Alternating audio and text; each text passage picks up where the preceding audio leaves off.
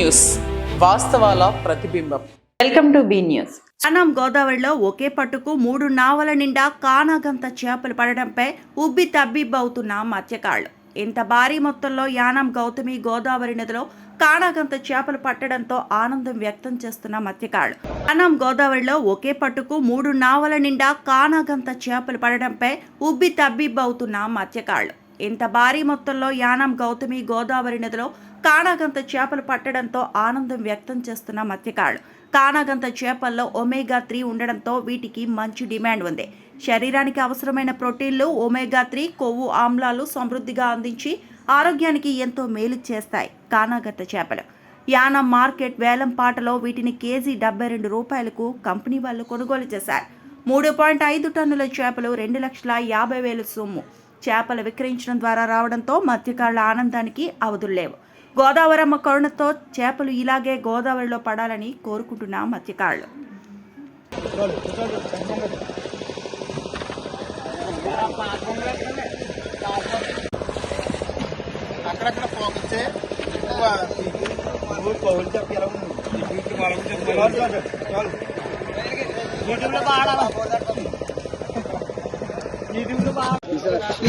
చెప్పు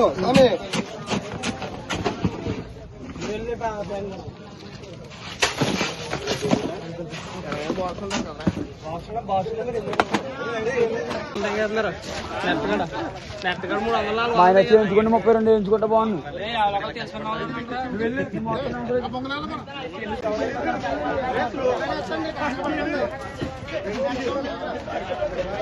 చిన్న బొంగలు పర్లేదు, పెద్ద బొంగలకి బరువు ఎక్కువ అవుతుంది.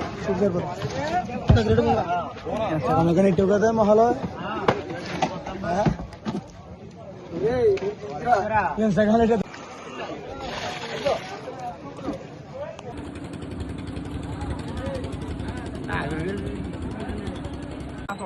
అన్నాలు దొరుకుతారు, దొరికితే పరువులు దొరుకుతా, లేదా వారం రోజులు దొరుకుతుంది. నీరు తీస్తే అదే ఉండదు. మళ్ళీ 3 నెలలు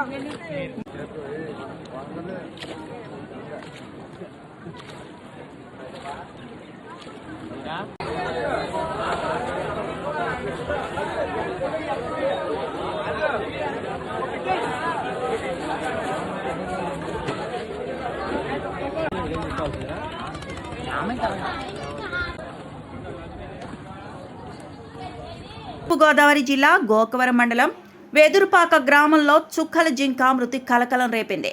జింక కొమ్ము విరగడంతో అధిక రక్తస్రావం అయ్యి జింక మృతి చెందినట్లుగా అటవీశాఖ అధికారులు నిర్ధారణ చేశారు. గోదావరి జిల్లా గోకవరం మండలం వెదురుపాక గ్రామంలో చుక్కల జింక మృతి కలకలం రేపింది. జింక కొమ్ము విరగడంతో అధిక రక్తస్రావం అయ్యి జింక మృతి చెందినట్లుగా అటవీశాఖ అధికారులు నిర్ధారణ చేశారు. తిరుమలయాపాలెం అటవీ ప్రాంతం నుండి తప్పి వెదురుపాక గ్రామంలోకి వచ్చిన జింకను చూసి సఫారీలు చేసిన స్థానికుల సమాచారంతో జింక వద్దకు చేరుకున్న అటవీ అధికారులు వైద్యులతో చికిత్స పొందుతూ జింక మృతి చెందినట్లు ఫారెస్ట్ అధికారులు వెల్లడి. వైద్యుల సమక్షంలో జింకను గోకవరంలోని పశు వైద్యశాలలో పోస్టుమార్టం నిర్వహించిన అటవీశాఖ అధికారులు జింక జనావాసాల్లోకి రావడానికి గల కారణాలను పరిశీలిస్తున్న అటవీశాఖ అధికారులు.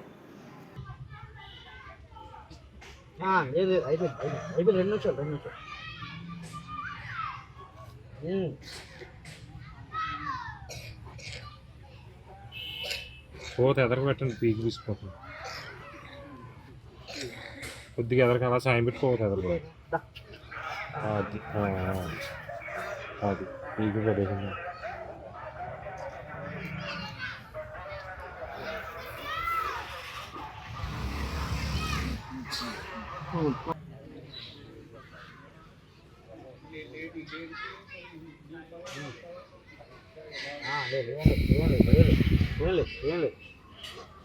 కంగారేం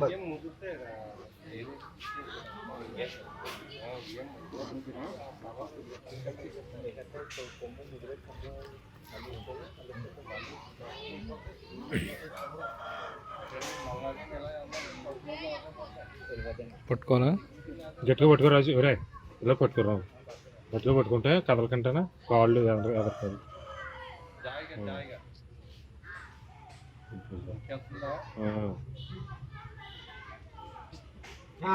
అయిపోయింది 2 నిమిషాలు.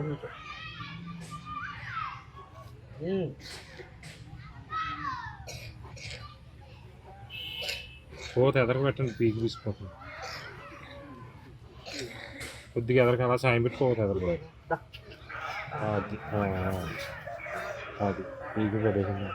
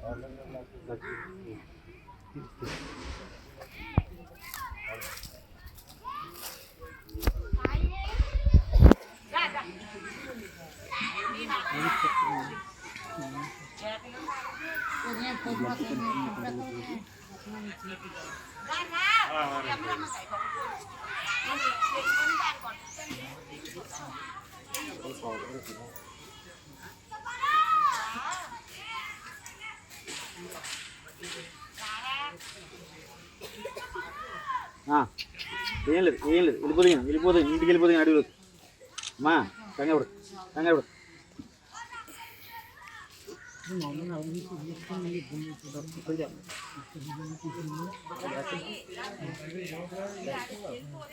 మా మెటీరియల్ అన్నీ అక్కడ వెళ్ళిపోయి ఫుల్ దగ్గరికి వెళ్ళిపోయి ఫుల్ డ్యూటీలో ఉన్నాయండి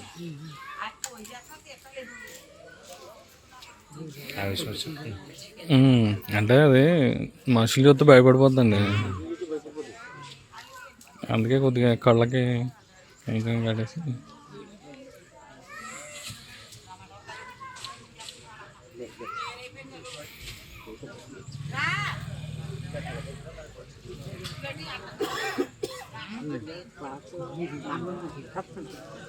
అది పర్లేదు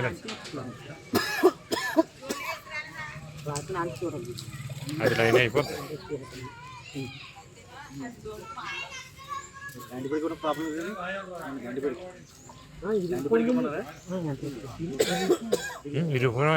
లైన్ అయిపోతుందా ఇరుపున అది అతుక్కుపోద్ది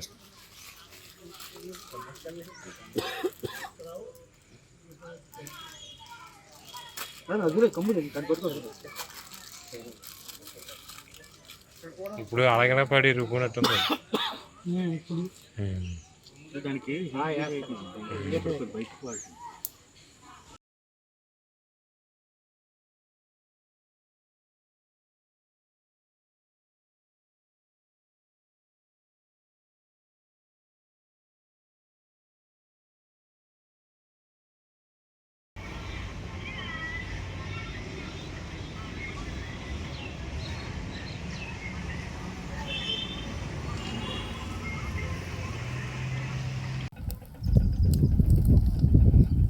మండల పరిధిలోని పిల్లంక గ్రామంలో గౌతమి గోదావరి తీరం వద్ద పునర్నిర్మాణం జరుగుతున్న శ్రీ వల్లి దేవసేన సమేత శ్రీ సుబ్రహ్మణ్యేశ్వర స్వామి వారి విగ్రహ ప్రతిష్టా మహోత్సవాలకు సంబంధించిన ఆహ్వాన పత్రికల పంపిణీ కార్యక్రమాన్ని ఆలయ భక్తజన కమిటీ ఘనంగా ప్రారంభించింది.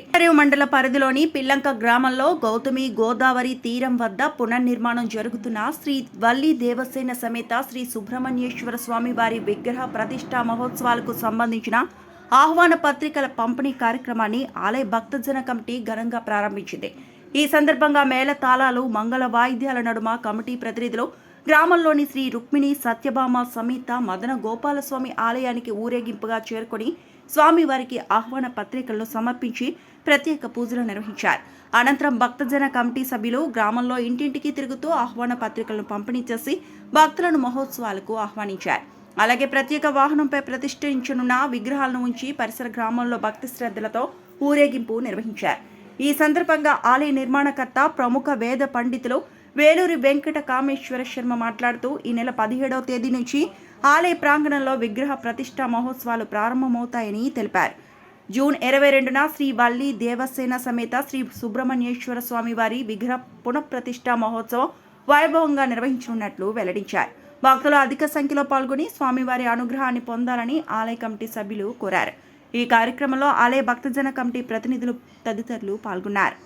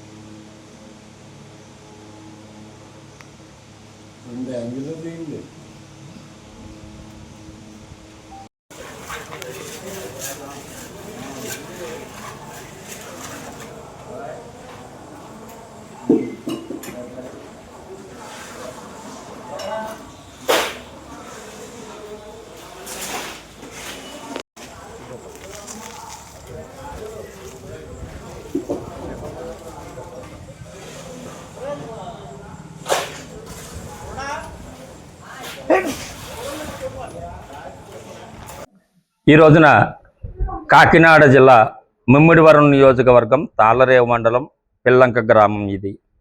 ఈ గ్రామంలో దాదాపుగా 150 సంవత్సరములకు పూర్వము నిర్మించినటువంటి సుబ్రహ్మణ్యేశ్వర ఆలయము శిథిలావస్థకు రాగా గ్రామస్తులందరూ కూడా ఆ ఆలయము పునర్నిర్మించాలి అనే ఉద్దేశముతోటి పాత ఆలయము జీర్ణోద్ధరణ చేసి నూతన ఆలయము భక్తజనుల అద్భుత సహాయ సహకారములతో నిర్మాణం పూర్తి చేయడం జరిగింది.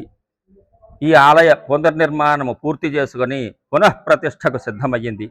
ఈ నెల 17వ తేదీ బుధవారమును నుండి పునఃప్రతిష్టాపన కార్యక్రమాలు ప్రారంభం కాబోతున్నాయి. ఆ రోజున అర్తిక్వర్ణులు ఇచ్చి ఆ కార్యక్రమం ప్రారంభించి మొదట విద్యాగణపతిచే విద్యార్థులు అందరి చేత కూడా విద్యాగణపతి పూజ చేయించి కార్యక్రమంలో ప్రారంభించడం జరుగుతుంది. 22వ తేదీన ప్రతిష్టాపన మహోత్సవము. ఈ రోజున గ్రామస్తులందరము కూడా రుక్మిణి సత్యభామ సమేత వేణుగోపాలస్వామి మదనగోపాలస్వామి వారిని ఈ యొక్క ప్రతిష్టాపన మహోత్సవములకు ఆహ్వానించడం కోసమని చెప్పి భక్తజనులు గ్రామస్తులు అందరూ కూడా విచ్చేయడం, స్వామివారిని ఆ ప్రతిష్టా మహోత్సవములకు ఆహ్వానించడం, అతడుకు స్వామివారు విచ్చేసి భక్తజనులందరినీ కూడా అనుగ్రహించి ఈ యొక్క కార్యక్రమములకు ఎటువంటి ఆటంకములు లేకుండా నిర్విఘ్నంగా భక్తి శ్రద్ధలతో నిర్వహించేలా మా అందరికీ కూడా శక్తిని అనుగ్రహించమని చెప్పి ఆ స్వామిని ముక్త కంఠంతో ప్రార్థించి ఆ స్వామివారిని ప్రతిష్టా మహోత్సవములకు ఆహ్వానించడం కోసం ఆహ్వాన పత్రం అందజేయడం జరిగింది. తరువాత గ్రామంలో ఉన్నటువంటి ప్రజలందరినీ కూడా భక్తజనులను గ్రామ ప్రజలను అందరినీ కూడా చక్కగా మంగళ వాయిద్యాలతోటి కుటుంబ సమేతముగా ఈ కార్యక్రమములకు విచ్చేయవలసిందిగా కోరుచూ ఆహ్వాన పత్రికను అందరికీ కూడా ఇవ్వడం కోసం మా భక్త జన బృందం బయలుదేరి వెళ్ళడం జరుగుతోంది. ప్రచార రథము విగ్రహములతోటి అన్ని గ్రామముల యందు కూడా పర్యటించి ఈ ప్రతిష్టా మహోత్సవముల గురించి అందరికీ తెలియజేయడం కోసమని చెప్పి ఆ యొక్క ప్రచార రథము కూడా వెళ్ళడం జరుగుతోంది. ఈ యొక్క ప్రతిష్ట అవ్వగానే దర్శనము చేసుకునేటువంటి అవకాశం భక్తజనులందరికీ కల్పించాలి. ప్రతిష్ట చేసుకున్న రోజున ఆలయ దర్శనము చేసుకున్నట్లయితే భక్తులందరూ కూడా విశేషమైనటువంటి ఫలితాన్ని పొందుతారు. పొందింప చేయాలి అనే ఉద్దేశముతోటి ఈ పరిసర గ్రామ ప్రజలందరినీ కూడా ప్రతిష్టకు ఆహ్వానించడం జరుగుతోంది. కావున భక్తులందరూ కూడా పెద్ద ఎత్తున ఆ రోజుకి విచ్చేసి ప్రతిష్టా మహోత్సవము తిలకించి ఆ యొక్క దేవదేవులను అక్కడ ప్రతిష్ఠితులు కాబోతున్న దేవతామూర్తులను దర్శనము చేసుకుని తీర్థప్రసాదములు స్వీకరించవలసినదిగా మా భక్తజన కమిటీ బృందం అందరి తరపున కూడా పేరు పేరున ప్రతి ఒక్కరిని ఆహ్వానించడం జరుగుతోంది. కాకినాడ జిల్లా జగ్గంపేటలో ఎమ్మెల్యే క్యాంప్ ఆఫీసులో ముఖ్యమంత్రి సహాయ నిధి చెక్కులను కాకినాడ జిల్లా టీడీపీ అధ్యక్షులు, నియోజకవర్గ అభివృద్ధి కమిటీ చైర్మన్ జ్యోతుల నవీన్ చేతుల మీదుగా చెక్కులు పంపిణీ చేశారు. కాకినాడ జిల్లా జగ్గంపేటలో ఎమ్మెల్యే క్యాంప్ ఆఫీసులో ముఖ్యమంత్రి సహాయ నిధి చెక్కులను కాకినాడ జిల్లా టీడీపీ అధ్యక్షులు, నియోజకవర్గ అభివృద్ధి కమిటీ చైర్మన్ జ్యోతుల నవీన్ చేతుల మీదుగా చెక్కులు పంపిణీ చేశారు.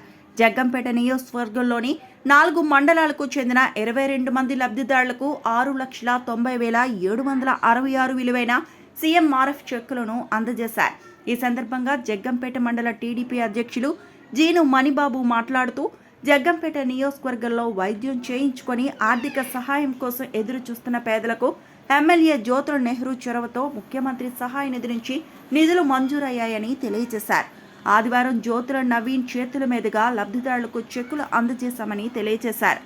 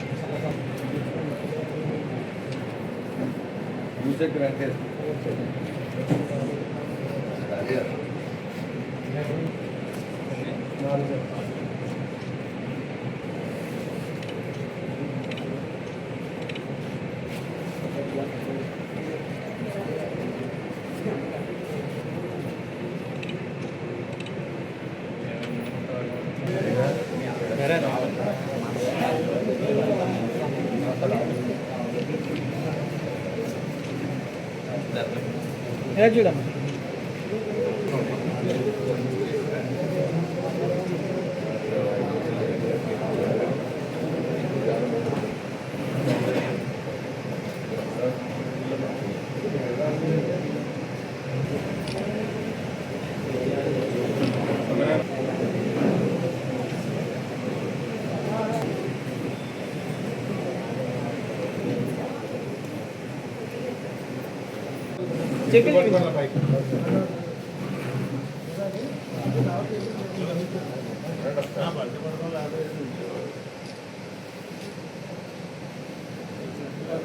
నాన్న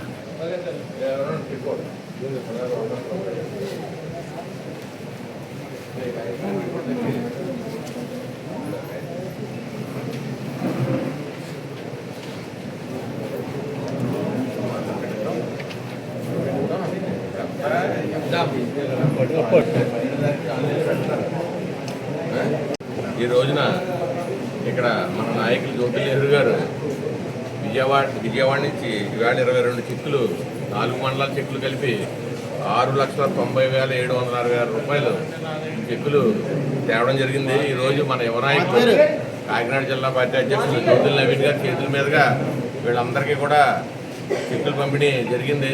చాలా ఆనందం. ఏం చేద్దంటే ఆరోగ్యం పాడు చేసుకుని హాస్పిటల్లో వాళ్ళు డబ్బులు కట్టి ఈ రోజున ఈ విధంగా జ్యోతుల్ నెహ్రూ గారి శ్రమతోటి ఈ చెక్కులు పంపిణీ జరిగింది. ఇది మిగతా వాళ్ళందరూ కూడా ఈ చెక్కులు ఇది ఉపయోగించుకోవాలని కోరుకుంటూ సెలవు తీసుకుంటాం. జిల్లా తుని మండలం సిహెచ్ అగ్రహారం గ్రామంలో చిన్నారి జాహ్నవి అదృశ్యమై నేటికి 8 రోజులు కావస్తున్నా ఎలాంటి ప్రయోజనం కనిపించడం లేదు. అధికారులు మాత్రం అనేక మార్గాలుగా చిన్నారి కోసం వెతుకుతున్నారు. జిల్లా తుని మండలం సిహెచ్ అగ్రహారం గ్రామంలో చిన్నారి జాహ్నవి అదృశ్యమై నేటికి 8 రోజులు కావస్తున్నా ఎలాంటి ప్రయోజనం కనిపించడం లేదు. అధికారులు మాత్రం అనేక మార్గాలుగా చిన్నారి కోసం వెతుకుతున్నారు. అనుమానితుల్ని అన్ని కోణాల్లో విచారిస్తున్నారు. కీలక ఆధారం అనుకున్న జాహ్నవి పెంపుడు శునకం కూడా శనివారం మృతి చెందింది. కుక్క మృతిపై పలు అనుమానాలు వ్యక్తం చేస్తున్న కుటుంబ సభ్యులు, మా పాపను కిడ్నాప్ చేసిన వారే కుక్క మృతికి కారణమని జాహ్నవి తల్లి భవానీ ఆరోపిస్తోంది. శునకం మృతికి కారణం ఏమిటా అనేది తెలుసుకునేందుకు శునకానికి పోస్ట్ మార్టం నిర్వహిస్తారని సమాచారం.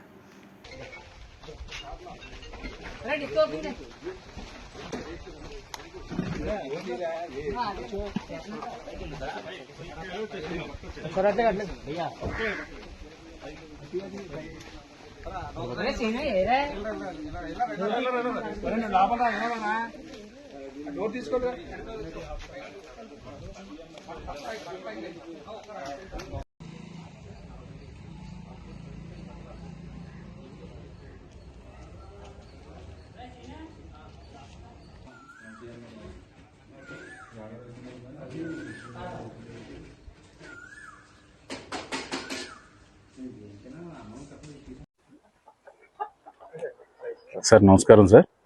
మేము జిల్లా అటవీ శాఖ అధికారి వారి ఉత్తర్వుల మీదట సిహెచ్ అగ్రహారం జాహ్నవి మిస్సింగ్ ప్లేస్లో ఉన్నాం సార్ ప్రస్తుతానికి. సరే, నిన్న శ్రీ గౌరవనీయులు డిప్యూటీ సీఎం అటవీ శాఖ మంత్రివర్యులు శ్రీ పవన్ కళ్యాణ్ గారు ఆదేశాల మేరకు అడవి జంతువులు ఏమైనా జాహ్నవి అనే అమ్మాయిని అటాక్ చేసి ఉంటాయేమో అనే కోణంలో, ఆ కోణం కూడా ఎందుకు వచ్చిందంటే తుని సర్కిల్ ఇన్స్పెక్టర్ వారు అయినటువంటి చెన్నకేశ్వరరావు గారు డౌట్ వ్యక్తం చేశారట. ఆ డౌట్ వ్యక్తపరిచిన దాని మీదట ఆ కోణంలో కూడా దర్యాప్తు చేయమని చెప్పేసి మా శ్రీ జిల్లా అటవీ శాఖ అధికారి వారు శ్రీ రేంజర్స్ కాకినాడ వారికి ఉత్తర్వులు ఇవ్వడం జరిగింది. దాని మీదట మా రేంజ్ సిబ్బంది అందరూ ఇక్కడే ఉన్నాం. శ్రీ జిల్లా అటవీ శాఖ అధికారి వారి ఉత్తర్వుల మీదట NSTR శ్రీశైలం నుండి హనుమాన్ బృందం, next rapid rescue force teams రావడం జరిగింది సార్. వారు ఆధునిక టెక్నాలజీ అయినటువంటి థర్మల్ డ్రోన్స్తో రాత్రి 1 గంట ప్రాంతంలో వచ్చి ఈ 50 ఎకరాలు తోట మొత్తం జల్లెడ పట్టాను సార్ డ్రోన్తో. అదేవిధంగా మా అడవి ఎంతవరకు ఆ టైంలో వెళ్ళొచ్చు అనేది ఆ డ్రోన్ అంతవరకు యూజ్ చేసి అడవి కూడా జల్లెడ పట్టడం జరిగింది సార్. ఏ విధమైనటువంటిది కాన్ రాలేదు మాకైతే. సరే, దానికి అట్లా ఉంచి ఈ దగ్గరలో ఈ తోటను ఆనుకుని మా అడవిని ఆనుకుని కూడా వాటర్ బాడీస్ ఉన్నాయి, విలేజ్ని ఆనుకుని కూడా. ఆ వాటర్ బాడీస్లోకి ఈ అడవిలోంచి ఏమన్నా జంతువులు వాటర్ తాగడానికి వచ్చే క్రమంలో కానీ ఈ పాప ఎదురుపడితే ఏమైనా అటాక్ అయినా జరిగిందా, ఆ వాటర్ బాడీస్ దగ్గర ఈ వాటి ఫింగర్ ప్రింట్స్, వాటి బ్యాగ్ మార్క్స్, ఆ స్కాట్స్ ఇవి ఏమైనా ఉన్నాయా అనే కోణంలో కూడా, అదేవిధంగా ఈ కొండల్లో ఏమైనా గుహలు ఉన్నాయా అనే కోణంలో కూడా ఈ థర్మల్ డ్రోన్స్తో ఆధునిక టెక్నాలజీ ఉపయోగించి తెలుసుకుందాం అనేది దాని మీద ఈ టెక్నాలజీ యూజ్ చేయడం జరుగుతుంది సార్. దట్ మాకైతే ఈ డ్రోన్ యూజ్ చేసాం ఇప్పుడు తీసుకొచ్చి, ఏ విధంగా ఆచూకులు ఏం కాని రాలేదు. ఒకవేళ ఎటువంటిది ఏమైనా కనబడితే మా ఉన్నతాధికారులకు, అలాగే ఇక్కడ ఉన్నటువంటి పోలీసు ఉన్నతాధికారులకు, మీడియా మిత్రులకు అందరికీ ఇమీడియట్లీగా తెలియపరుస్తాను సార్. మీరు అడిగిన విధంగా ఈ కొండల మీద ఏమైనా క్షుద్ర పూజలు, నరబళ్ళు ఉన్నాయా అనుకోవడానికి నేనైతే నా సర్వీస్లో ఇంచుమించు 25 ఏళ్ల నుంచి ఇక్కడే వర్క్ చేస్తున్నానండి. నాకు తెలుసు ఈస్ట్ గోదావరిలో ఈ ఏరియాలో ఒక జంతువు వచ్చి మనిషిని కొట్టిందని కానీ, లేదంటే ఒక స్నేక్ వచ్చి ఎవరినైనా కరిసిందని, మింగిందని కానీ, అలాగే ఈ అడవిలో ఎక్కడో క్షుద్ర పూజలు జరిగిన, నరబలి జరిగిన అన్న దాఖలాలు అయితే ఇప్పుడు మాకు కాని రాలేదు సార్. అలా ఇప్పుడు కూడా నాకు తెలిసి ఈ 25 yearsలో కూడా ఎక్కడ కాని రాలేదు. ఎప్పుడు ఏ పేపర్కి రాలేదు. ఎక్కడ ఈ గ్రామాల్లో మేము అస్తమానం తిరుగుతూ ఉంటాం. మాకు తెలిసిన ఇన్ఫార్మర్స్ ఉంటారు, అలాగే బంధువులు కూడా ఉన్నారు ఇక్కడే దగ్గరలోనే. ఫ్రెండ్ సర్కిల్ ఉంది, మాతో పాటు చదువుకున్న స్టూడెంట్స్ ఉన్నారు, మా కొలీగ్స్ ఉన్నారు. వీళ్ళందరినీ ఎవరిని ఎంక్వైరీ చేసినా అటువంటిది ఇప్పుడు ఏ సమాచారం కూడా దాఖలాలు లేవు సార్. Thank you. సమాప్తం.